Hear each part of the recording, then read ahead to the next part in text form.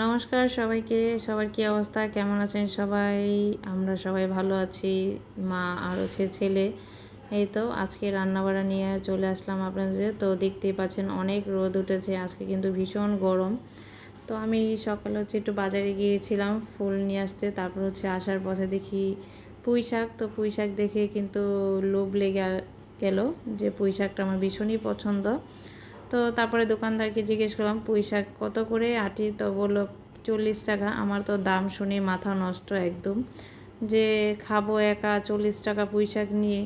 তো হাঁটতে হাঁটতে বাসার সামনে এসে দেখি যে এক মাসি শাক নিয়ে বসে আছো, তাও আবার ডাঁটা ছাড়া, মানে শুধু পাতাগুলি।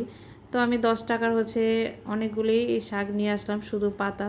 তো শাকই তো খাবো, ভাবলাম ডাঁটা না হলেও চলবে, পাতা যেই বলা সেই কাজ। তো বাসায় নিয়ে চলে আসলাম শাক। তো বেছে টেছে ধুয়ে একদম কাটাকাটি করে সব কিছু রেডি করে রান্না বসিয়ে দিয়েছি। এইদিকে হচ্ছে আজকে তেলাপিয়া মাছ রান্না করব।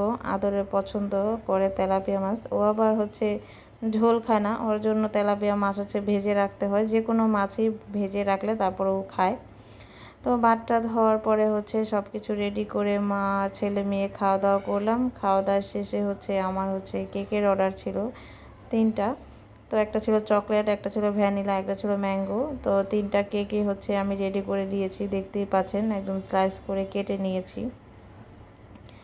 তাই সব কিছু আপনাদের সাথে শেয়ার করব না, তা কি কখনো হয় বলেন। এদিকে হচ্ছে আমি ক্রিমটাও রেডি করে নিয়েছি। আর এখন যে গরম পড়েছে ভীষণ, তো কেক বানাতে আমার একটু কষ্ট হয়ে যায়, যেহেতু একটু গরমকালে হচ্ছে ক্রিমটা একটু গলে যাওয়ার চান্স থাকে, এই আর কি। তো আমি হচ্ছে সব কিছু কেক স্লাইস করে নিয়েছি। এখন হচ্ছে আমি ক্রিম দিয়ে ক্রাম কোটিং করে রেখে দিব ফ্রিজে।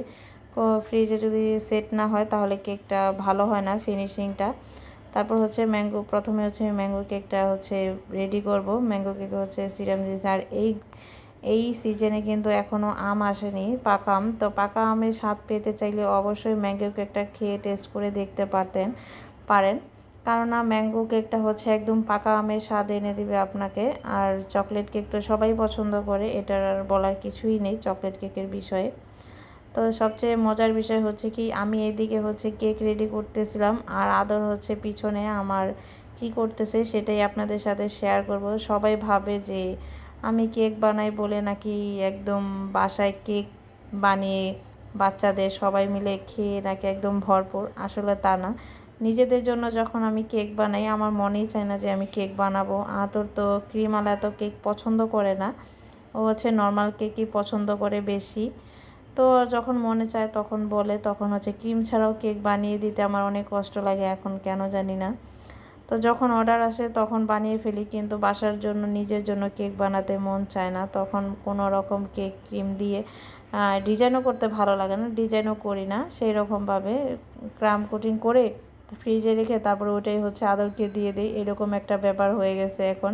আমি কিন্তু এটা শখের বশে আদরের প্রথম বার্থডেতে কেক বানিয়েছিলাম, ওরই জন্য হচ্ছে এই আমার উদ্যোগটা নেওয়া কেকের। তো সেটা আস্তে আস্তে যে আমার এরকম মানে প্রফেশনাল হয়ে যাবে সেটা আমি কখনোই ভাবিনি।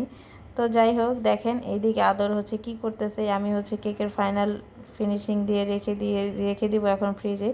আর এদিকে যে কেকের সাইডগুলি বেঁচে ছিল, ক্রিমটা বেঁচে ছিল বাটির মধ্যে, সেটা দিয়ে মেখে আদর বসে বসে খাচ্ছে। দেখেন আমার ছেলে কতটা আনন্দ পাচ্ছে, মনে হচ্ছে কি যে মাখতেছে, এত মজার একটা জিনিস। তো এই একটা ব্যাপার আর কি। এই তো আমার কেকটিটা ফাইনাল ফিনিশিং আমি ফ্রিজে রেখে দিয়ে দিব এখন। তো পরে হচ্ছে ডিজাইনগুলো করব। তো অবশ্যই ভালো লাগলে কমেন্ট করবেন, শেয়ার করবেন, আর সবাই হচ্ছে সাবস্ক্রাইব করবেন। আপনারা যদি আমার পাশে থাকেন অবশ্যই আমি এগিয়ে যেতে পারবো। সবাই ভালো থাকবেন, সুস্থ থাকবেন। সবাইকে অনেক অনেক ধন্যবাদ, সবাইকে নমস্কার।